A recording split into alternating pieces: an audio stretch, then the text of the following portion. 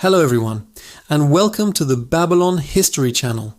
Today we're diving deep into a topic that has fascinated humanity for thousands of years: amulets.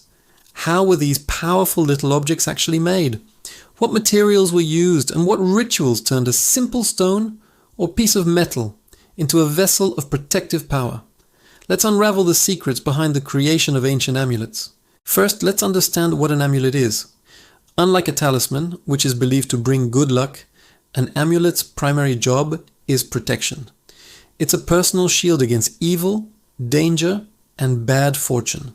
From the sprawling cities of Mesopotamia and the fertile banks of the Nile to the remote villages of ancient Europe, people from all walks of life wore amulets. But where did they come from?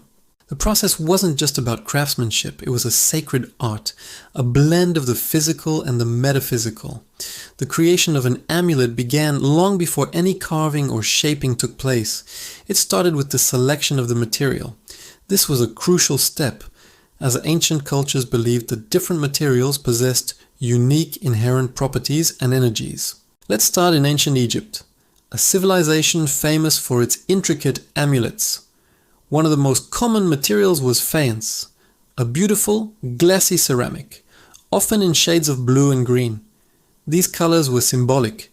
Blue was associated with the heavens and the life-giving waters of the Nile, while green represented rebirth, growth, and resurrection. So an amulet made from green faience wasn't just a pretty trinket, it was imbued with the very essence of life and renewal. Stones were also incredibly popular. Carnelian, a reddish-orange stone, was believed to have energizing properties, linked to the blood and life force. It was often used for amulets meant to invigorate and protect the wearer.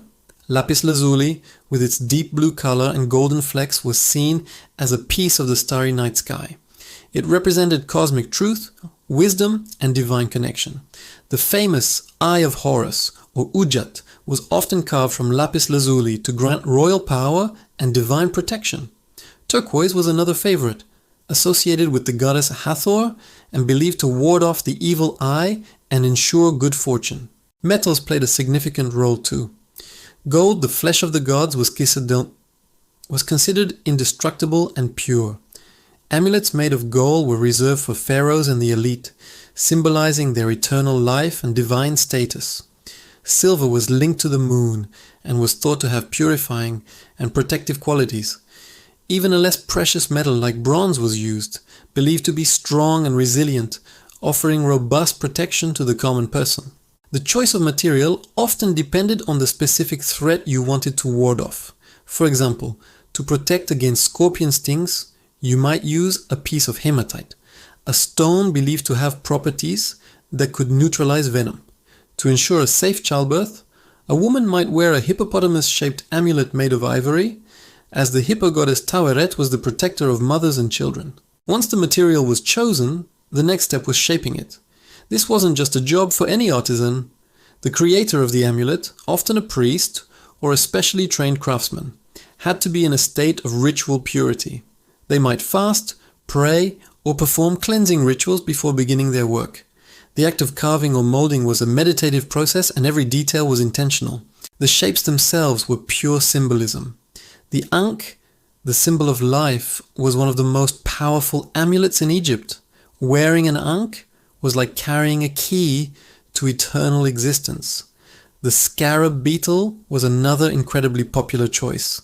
The scarab rolls a ball of dung from which its young emerge, mirroring the sun, God Ra rolling the sun across the sky each day. A scarab amulet, therefore, symbolized creation, transformation, and rebirth.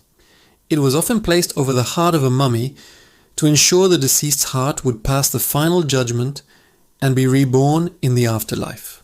The jet pillar, representing the backbone of the god Osiris, symbolized stability and endurance. It was believed to grant the wearer strength and help them stand firm against any adversity. Even simple knots held immense power. A knot of Isis, or Tayet, was a potent symbol of protection, often made from red carnelian or jasper, representing the goddess's blood and magical prowess. But the physical form was only half the story. The true power of an amulet came from its activation. a process that involved incantations, spells, and rituals. This is where the magic truly happened. The creator would recite specific magical formulas over the object. These weren't just random words, they were powerful utterances believed to command the forces of the universe.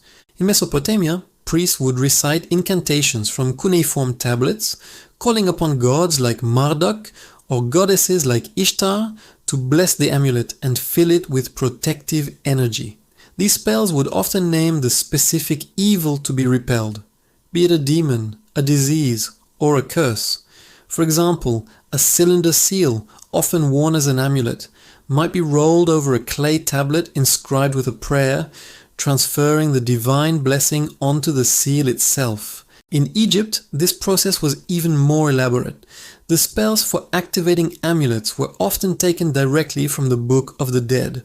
For a heart scarab amulet, the priest would inscribe it with a spell from chapter 30b of the Book of the Dead. This spell was a direct address from the deceased to their own heart, pleading with it not to testify against them during the final judgment. The act of carving these sacred hieroglyphs and then reciting the spell over the amulet was what transformed it from a mere beetle-shaped stone into a powerful magical tool for the afterlife. The timing of these rituals was also critical. Many amulets were created and consecrated during specific astrological alignments, on certain days of the week, or during particular phases of the moon, to harness the cosmic energies at their peak. An amulet intended to ward off nightmares might be consecrated at midnight, the time when spirits were thought to be most active. Let's also look at the folk magic traditions of Europe.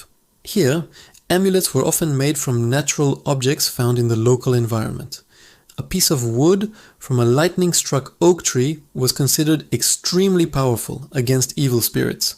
An elf shot, which was actually a prehistoric flint arrowhead, was believed to be a weapon of the elves and was carried to protect against their mischief and any sudden, unexplained pains.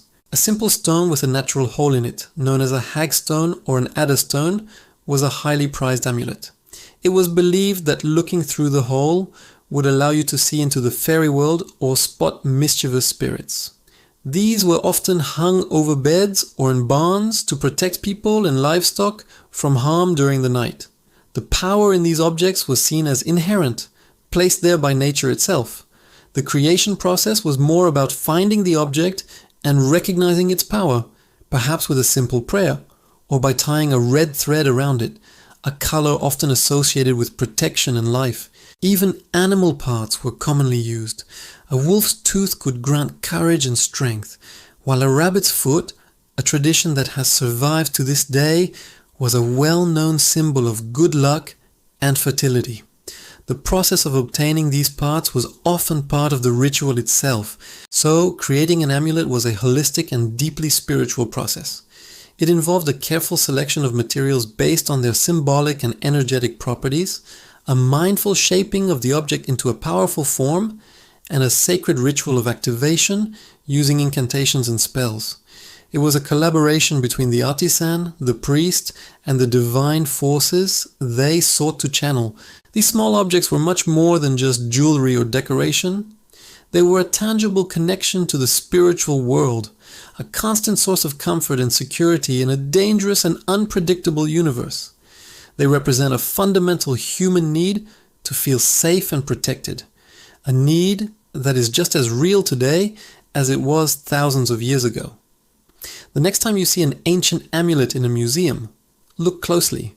You're not just looking at a piece of stone or metal, you're looking at a vessel of hope, belief, and ancient magic, meticulously crafted to shield its owner from the darkness. Thank you so much for joining me on this journey into the creation of amulets. If you enjoyed this exploration of ancient magic and history, please hit that like button, subscribe to Babylon History, and ring the notification bell so you don't miss our next adventure into the past. See you in the next video.